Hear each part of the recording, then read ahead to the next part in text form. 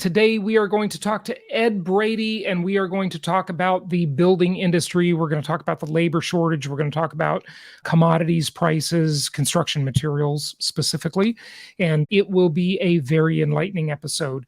We have so many great episodes that were recorded last month that need to get out into circulation. So we don't want to get too behind on these things. They usually don't become dated very much. That is one of the nice things about the real estate world, is that things don't change too terribly much. It's not like the stock market where it changes like by the minute, by the hour, by the day, certainly.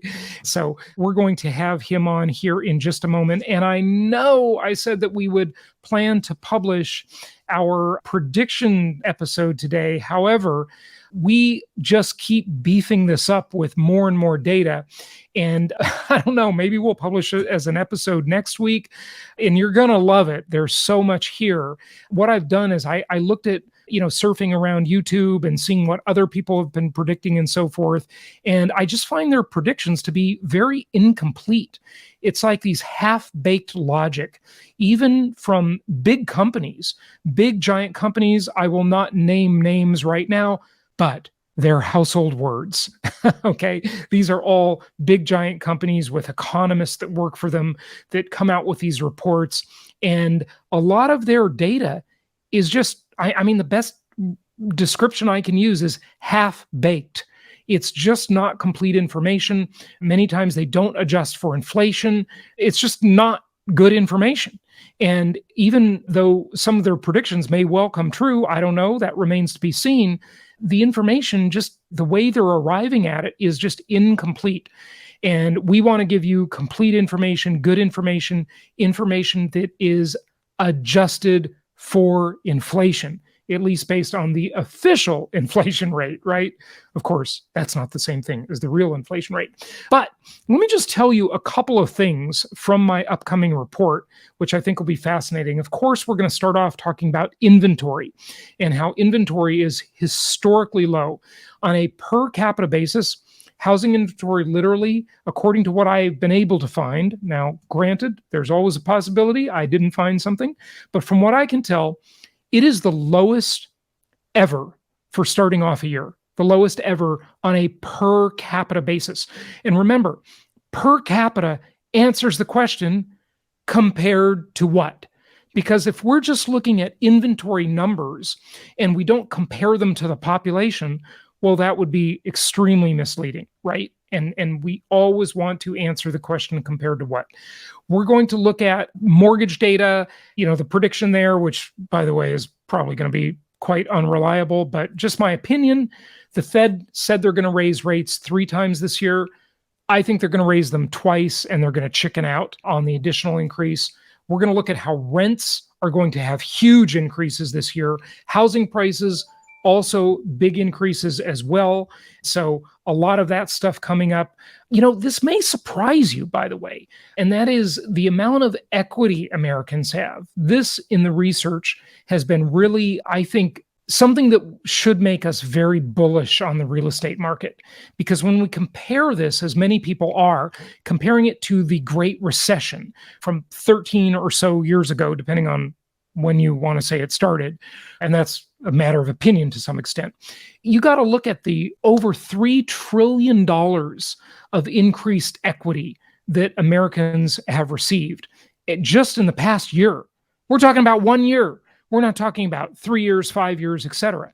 So this additional equity, yes, some of it could evaporate if there's a recession, if the housing market crashes, that's certainly possible. But that is a 30% increase. So maybe some of that evaporates if we fall on hard times, but that's still a dramatic increase. And did you know this? Nearly 40% of all homes in the US, 40%. So that's almost half, right? Almost half of the homes in the country are free and clear. They're paid off. They don't even have a mortgage. Now, shame on them, because they should have a mortgage, right? That would be smarter to have a mortgage, because they'd get inflation-induced debt destruction and so forth. But when it speaks to the stability of the housing market, that is a very, very bullish indicator. In the last year, the average home has had a $57,000 increase in equity. And that's only year over year. It's not over the last 3 years, 5 years, et cetera. So there are quite a few reasons to be extremely bullish on housing prices this year. But guess what? Who cares if prices decline or if prices level off and it's just a sort of boring market where nothing happens, if that were to happen, although I don't think that's going to happen. But if it were to happen, it would put even more upward pressure on rents. Because remember, when it comes to housing, people only have 3 choices. They can buy, they can rent, or they can be homeless. And when I said that in a live event once at one of my conferences, someone yelled out, "No, Jason, they can live with their parents." Okay, fair enough. That is true. And the millennial generation has definitely been called the boomerang generation. They leave home as they should when they're young people. They go away to college, they move to another city for their career aspirations, whatever. And then they come back. And we're certainly seeing that as an all too common trend with millennials today. There's some really interesting stuff going on. And remember my prediction, the only person making this prediction. Yep, I'm the only one. And I'm going to be right about this. You can take this one to the bank because I don't think there's any way I can be wrong about this prediction. As rates climb, who knows how much or by when, that's not the discussion, but rates inevitably have to increase, mortgage rates. All the millions and millions and millions, tens of millions of people with super low rate, artificially low rate, toxic mortgages. And I don't mean toxic in a bad way like subprime mortgages. These mortgages are well underwritten. These are not mortgages that will be extremely likely to default the way they did leading up to the Great Recession. Those people are going to become hoarders. They are not going to easily give those mortgages up. So what does this mean? This means continued pressure on a housing shortage. And it also means more boom in home renovations, which pushes the price of construction materials up, up, up. And not to mention that the builders need to catch up and that housing shortage is going to persist for years to come.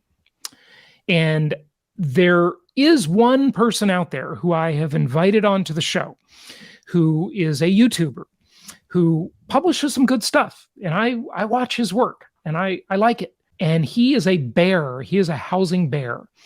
And he says that everything's going to collapse, right? That the mortgage market is just on the precipice of disaster. The inventory numbers and the housing shortage numbers aren't what we're being told. He tries to poke holes in all of these things. But guess what? Guess what he misses? He misses reflexivity. And if you haven't studied reflexivity, I've been really going down this rabbit hole lately. It's what really made George Soros famous. And listen, I do not like George Soros, okay? I think Soros is trying to ruin the Western world and really just change the world in a lot of bad ways. But he obviously is a very bright person because he became very, very rich by doing what he did in the financial markets, right? So I don't like him, but I do want to learn from some of his brilliant ideas. And one is reflexivity. And so this particular person isn't accounting for reflexivity. Okay, if this, then that. What do people do when this happens? And also, mysteriously and amazingly, is not adjusting for inflation. So we've invited him onto the show, and that's going to be an interesting discussion if he comes on. But I like his work. I think it's great. I'm just saying there are some pretty significant holes in his work. And I'm not going to mention names because hopefully he'll be on the show soon and you'll just get to listen to that episode. All right. So without further ado, let's learn more about the home building industry and some of the things that are going on there and why the builders are having a hard time catching up, some of the challenges they're facing. That's the subject of today's episode. And I am heading to Houston to speak at Rebel Capitalist Live.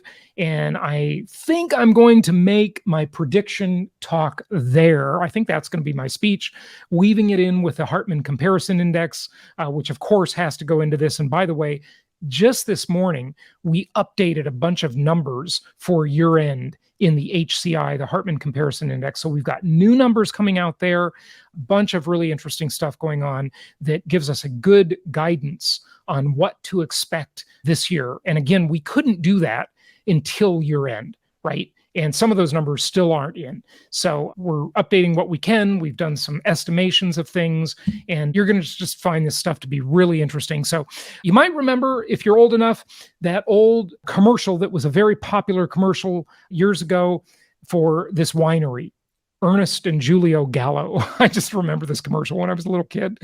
And their saying was, "We will sell no wine before it's time." Okay. And that's what we're going to do with my predictions for this year. We will sell no wine before it's time.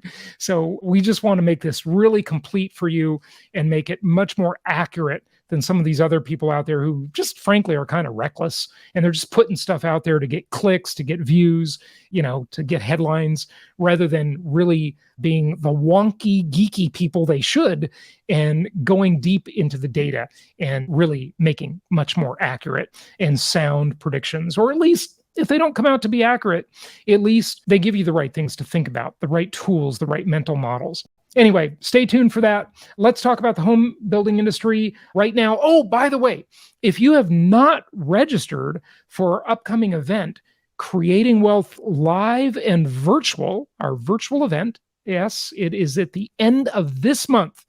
Just go to jasonhartman.com, the big red banner right on the front page of jasonhartman.com.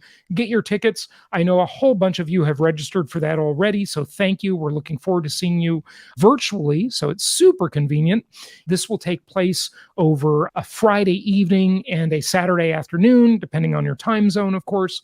I think you'll really enjoy this event. We haven't done it in a while, and a lot of you have been asking for it. And every time we do Creating Wealth, again, this is my most popular conference.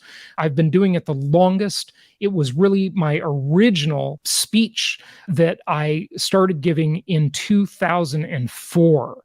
But of course, it has evolved over the years. The numbers have been updated. The ideas have been updated. And we haven't done this one for really about 2 years. And people have just raved about this event. I've literally got 2 bankers boxes, those cardboard bankers boxes of testimonials about this event, people just raving about it, saying how much they learned. And it's virtual, it's online, it's super inexpensive. It's the least expensive event we ever do because it's virtual. So we don't have the hotel cost and all that stuff with it. Really inexpensive, really easy. And you can also get the recordings if you want. That's an option when you get your tickets. So sign up for that at jasonhartman.com. That's jasonhartman.com. And let's go right now and learn about the home building.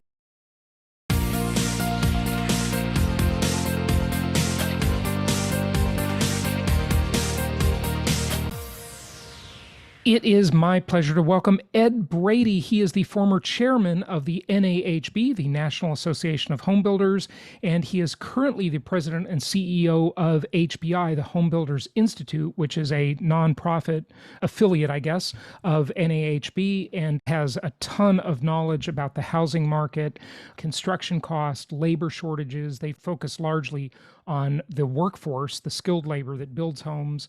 So we're going to talk about all of this. He's also very involved in affordable housing projects as well. Ed, it's great to have you. Welcome. Thanks, Jason. Great to be here. Yeah. So, we're all seeing this serious imbalance in the housing supply, where there is just a major shortage of housing supply, especially, and I don't know if I'd call it affordable housing, but maybe a step above affordable housing. I'll call it entry-level housing. Yeah. Nobody's building the $200,000 homes anymore, are they? Or, that used to be 100,000 or 80,000. What's going on in the market? And, just tell us what you're seeing. Well, you hit it on the head. Affordable means different things in different places. Affordable in Northern California could be a starter home at $700,000, and affordable in Central Illinois, where I'm from, is 225,000. Used to be 100. You're right, but in today's market, and the problem with affordability ranges, across the board. One, though, certainly regulatory burden is a huge problem for housing affordability. Density of land uses, the regulatory burden on permits and impact fees and so forth. A permit in Northern California is $170,000 before you dig a hole, before you put the spade in the ground, and so that certainly creates an affordability issue. But also, by the way, Ed, give us a comparison. So we know California is an impossible place to do business. $170,000 in Northern California to be allowed to build a home. What does that look like in Florida markets or Tennessee or wherever, right? Give us some reference. Yeah, I'll give you a perspective. In Nashville, Tennessee, which we built some homes in Nashville, that same permit might be $6,000, $7,000. Wow. And so now there's different values, but the impacts and the land uses and the constraint on land use and so forth is really a huge impediment.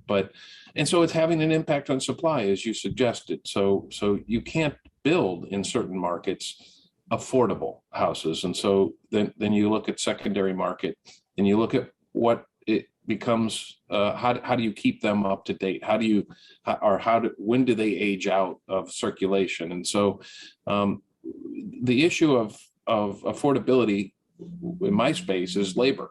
I mean, when you wait on I used to build houses in 90 days, and today that same house is taken 180 days. It's taken 9 months, 10 months to build. Yeah, I was going to say, I'm surprised you can build it that fast. Yeah. Some of them are taking a year and a half plus.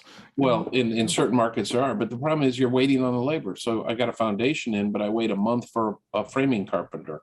I got the frame up. Now I wait another 2 or 3 weeks for the plumber. And so labor is a big issue. That's what we're trying to address at HBI, is to provide the labor force that can build these homes. And supply and demand. I mean, the less supply you have, the higher the wages go up. Right. I'm all for higher wages for our students and for the people that are entering this industry. If we're going to be competitive, we have to be competitive in the marketplace for wages. But there's a balance between affordability and what we can sell these homes for and what it costs.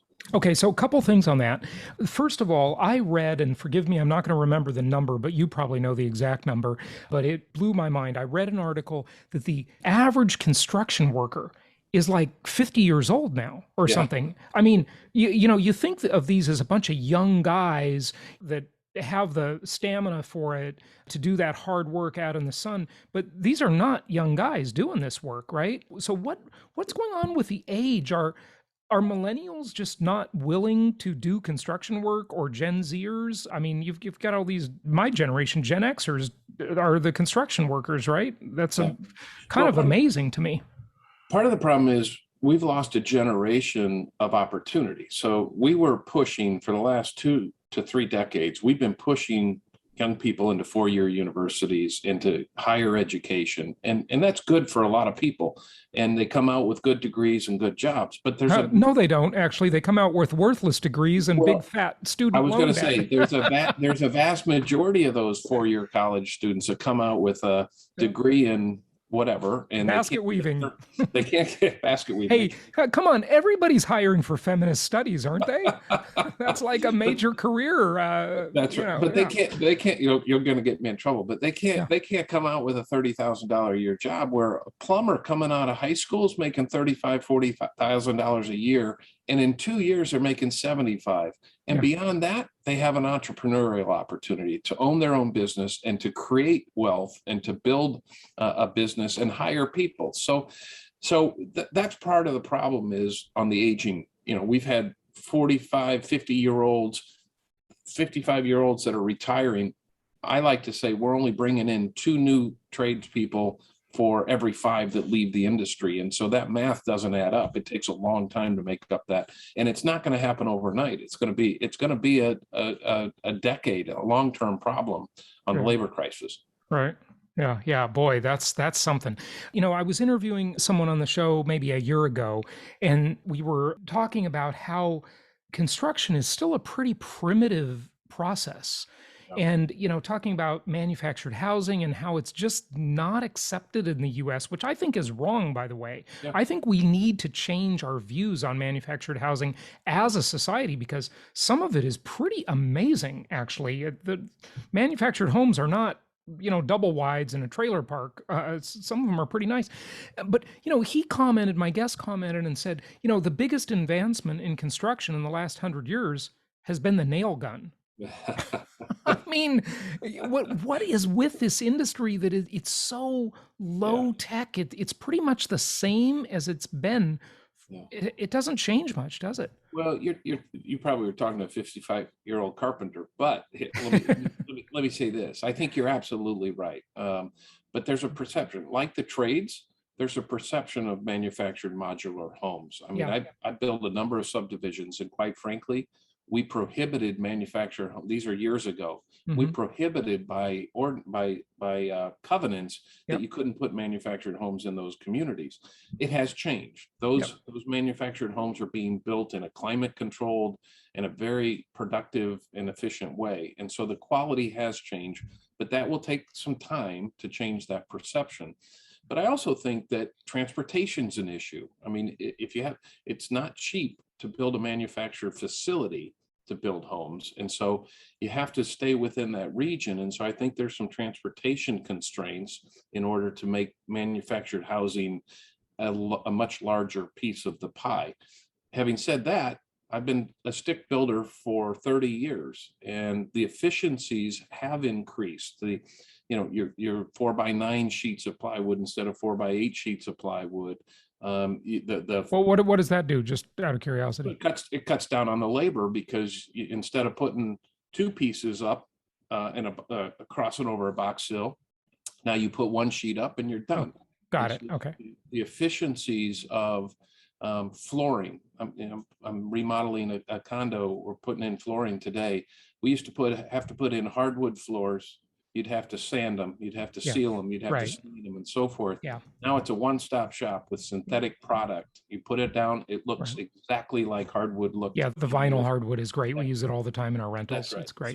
So we are advancing. Technology is making a difference. I don't know whether 3D homes are going to be a prominent in my lifetime, but those types of manufacturing opportunities are there. But we are slow to the game. I would agree with you. Yeah, when I say that, it's a figure of speech. I know some things have certainly advanced, of course, and at least they build some of the houses offsite and truck them in, like the trusses and so forth. But by and large, compared to other industries, it's still pretty low tech. It's assemble the thing at the site, which is hard to do versus assembling something in a factory. But we don't need to go too much down this rabbit hole. It just sort of blows my mind. Well, I do think the last on the multifamily. I mean, I've seen modulars go in; they stack them like Legos. I do think there's going to be some efficiencies of that. There's going to be some costs of that. So I do think it's coming. Okay, good stuff. So we lost kind of a generation of labor to higher education because everybody was told they should go get a liberal arts college degree that has no value in the marketplace. And, they got themselves $100,000 of student loan debt with it. They got a mortgage. They just didn't get a house included. Total scam. But that's another discussion. So what is the industry going to do? I mean, the labor, how do we get the labor? Is it all going to be through immigration? Is it going to be guest worker programs? I mean, the left side of the political aisle has got these wide open borders. So, hey, the home builders must like that. What do you think about that? How do we solve the problem? Well, first of all, immigration is about 30% of our market, our trades in this country. So 70% is not immigration. So we've got a homegrown issue here. We've got to lure the young people into this industry. And I think, but having said that, we've got a lot of people in this country that are prime candidates for this industry. We need to diversify. We need to add women to this industry. A perception that women can't do this kind of work should be out the door because of the things, because of the equipment and the tools and the availability of women to be able to perform these jobs. So we need to draw the women into the trades. There are literally, I mean, they're building homes in my area. There are zero women. Yeah. I never see a female on a construction site. It's not even 1%. It's zero, zilch, nothing. Well, and statistically, building the houses. Statistically, about 9% of the workforce in construction is women, and much of that is sales and office manager and owners and so forth. So they have the nice cushy jobs and the beautiful sales offices with the air conditioning. Good for them, but those that don't want to go into the office, if you're a woman, you need to come into the industry. There's ample opportunity. But we also need to look at people of color. We need to look at diversifying our workforce. I mean, we at HBI, we're training at-risk youth. We're training second chance individuals. That's good. We're luring women into it. We're trying to diversify what frankly is a lily white community, other than the 30% immigration into the workforce. It's a lily white community. In order to be successful, we need to diversify the workforce, and we're working hard on that. What's the number on the shortage? If you could put a number on it, how short is the industry? Is it 30% short, 50% short? I mean, do we have half the number of workers we need, or what's the number? Well, I don't know that answer. What I do know is we just published, with the help of Rob Dietz, the chief economist, and his team over at NAHB, that we have to create 700, and check me on this, 740,000 construction jobs over the next 3 years, each and every year, to keep up with the production needs. So that's like well over 2 million jobs. 2.1 million jobs that we need to create and train for the construction industry to keep up with the demand on the housing. There's 300,000 or 400,000 every month empty jobs in our industry. So this is a crisis. It literally is a crisis in the industry, because I've got friends, builders, that are turning down business, that are 8 months out before they can start a home. So the production, we're not creating enough housing in this country.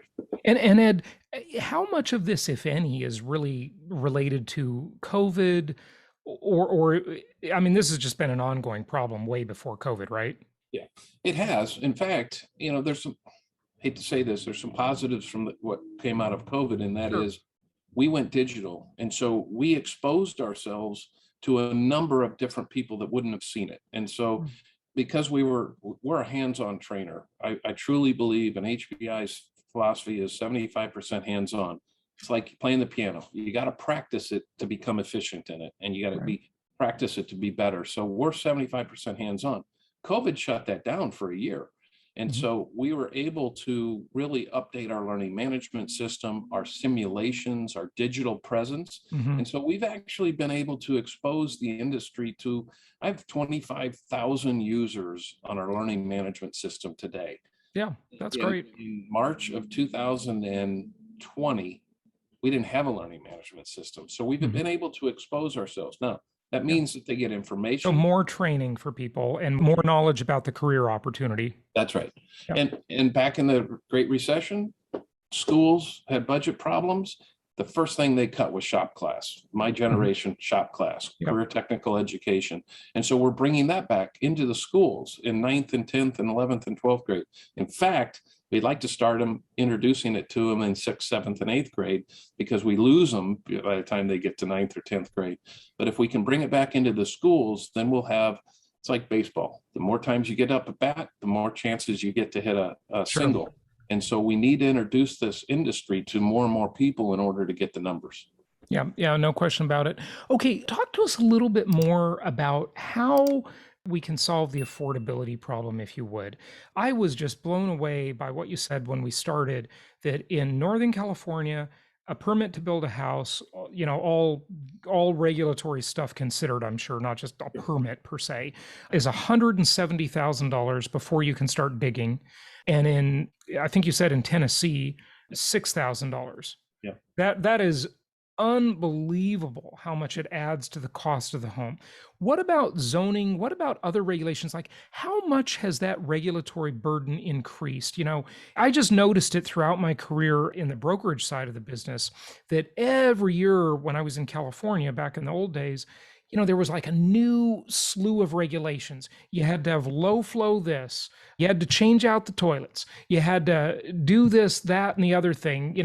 It was the smoke detectors, then it's the carbon monoxide detectors, then it's the fire sprinklers, and, all of this stuff. And I'm not saying all of that's bad. Yes, it does improve quality of life, keeps people safer, it's better for the environment. But the problem is when you do that, it's kind of like saying, well, let's raise the minimum wage. Okay, everybody's just going to get paid more. But what they don't show you is how many people never get hired, right? So Right. It's, it increases the homelessness problem, doesn't it? How are we going to solve the affordability issue? It's a collection of a lot of things, but you have to start with regulatory. You have to start with the density. New Hampshire, I'm not picking on New Hampshire, Yep. but their codes, you can't build on anything less than an acre. Wow. In Illinois, suburban Illinois, you might be able to put 18 units an acre. Okay, Right. so just look at the same cost, and so we have to cut down on our regulatory burdens. Mhm. Back to the permits and the inspections. I had 29 inspections in Nashville, Tennessee, on one home. So you have to inspect the layout. You have to inspect the foundation. You have to inspect all that costs time and money. And Yeah, you got to wait for the inspector before you can continue the project, right? At each stage. And then the things that they're putting into the codes. Look, there's a lot of good energy efficiency standards and things that are in place, and I think we have to consider all of those. But you also have to consider the cost benefit analysis to what you're putting in those codes. Sprinklers. I'll be the first to say, I like sprinklers, but it's an insurance issue. It's not, you're not saving lives in sprinklers with houses based on the cost. And so you have to look at those and say cost benefit. Now, one life is too many. Don't get me wrong. Yep.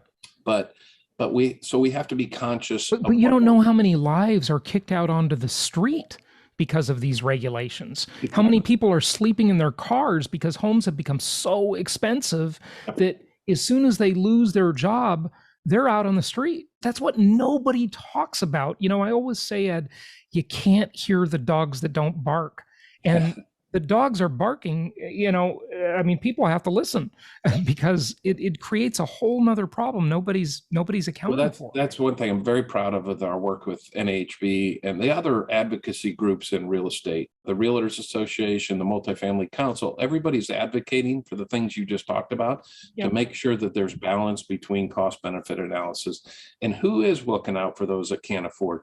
Every $1,000 in cost increase, you lose so many buyers that can realize part of the American dream. And so we have to be cognizant of that.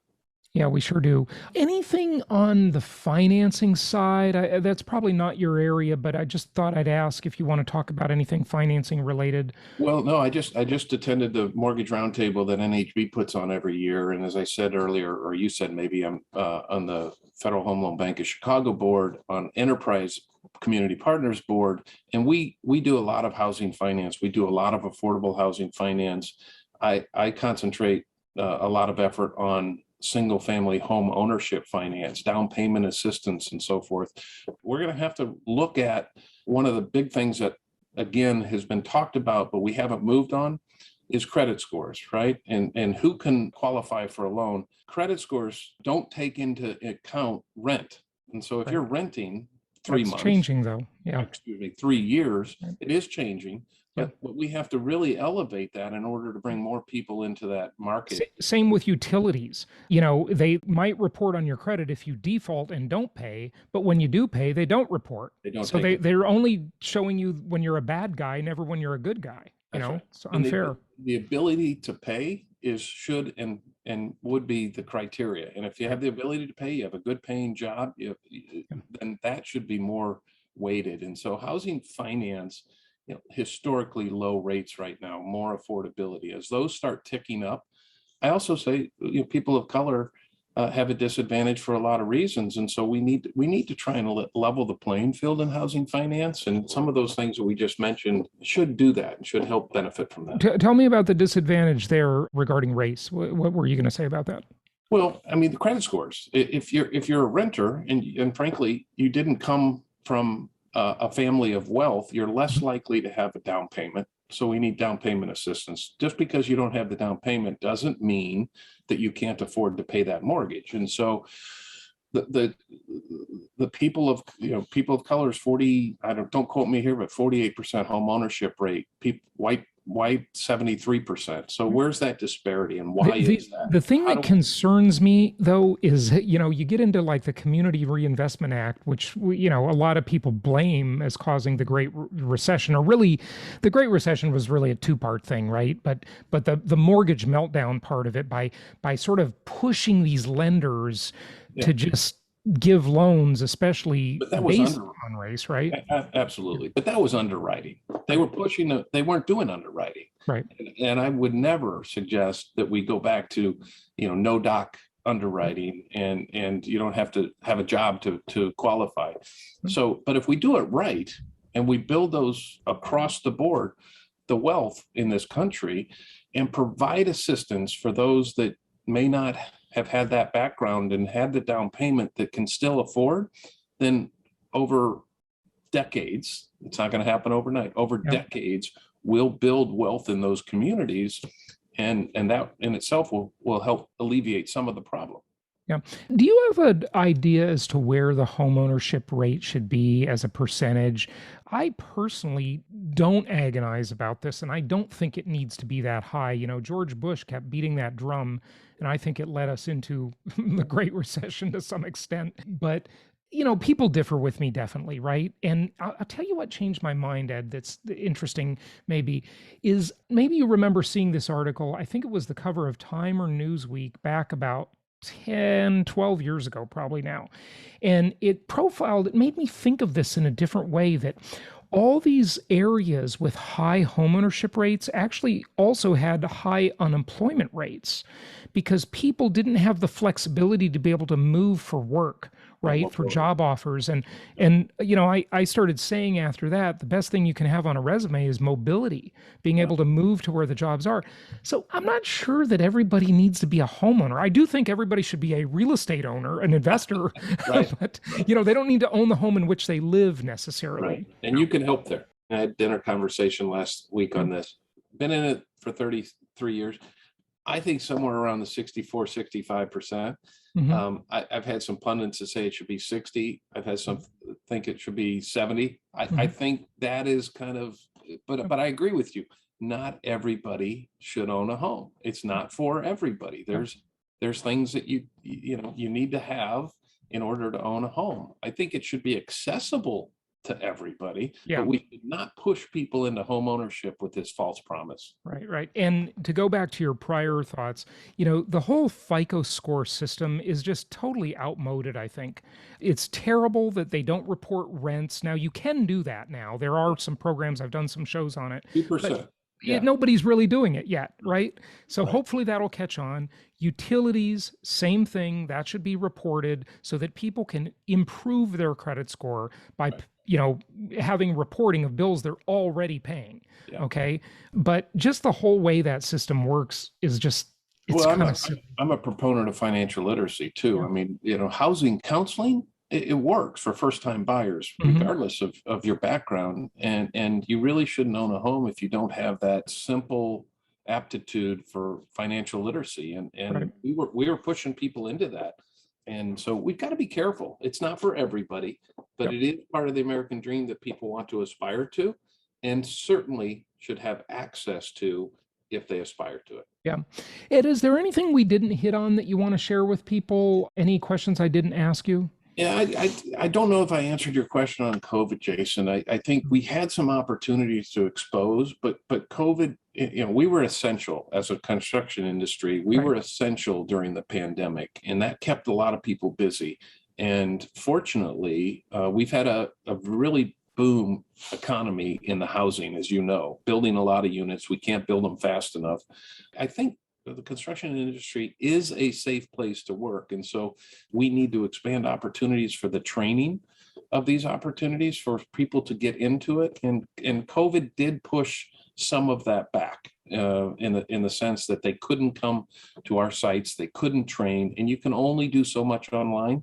To your point about innovation and technology in the construction industry, you got to know how to operate tools and be efficient in tools, and safety. Safety is a huge aspect of what we train. So I didn't necessarily answer your COVID. There's been pros and cons to what's happened in COVID, but I will say this, and my last is, if we invest, and we talk about infrastructure, we talk about this Build Back Better. If we don't invest in our young people in this country, we're going to continue to have some of these problems, not only production problems, but civility problems. We have been fighting racial equity in our business for a long time at HBI, but what is the best way to keep people productive? Give them a meaningful and skilled training so that they can be a productive part of society. And so we as a country need to invest in our young people in that way too, not just higher education. I couldn't agree more. I'm glad the cat is out of the bag on what I call the university debt enslavement complex. Because, I always say, if somebody graduates from high school, goes into a plumbing business, become plumbers and own their own business, and their friend went to four-year college, came out with $100,000 worth of debt, and they got a $45,000 a year job, it's going to take them years, if ever, to catch up with the income levels of that plumber. I agree. And that just shows you how much we need skilled labor in this country. There is an extreme shortage because people have been lied to. They've been, they've sort of shamed these careers to say that, it's bad to be a blue collar person, a blue collar worker, and, oh, you got to work in an office and be a white collar person.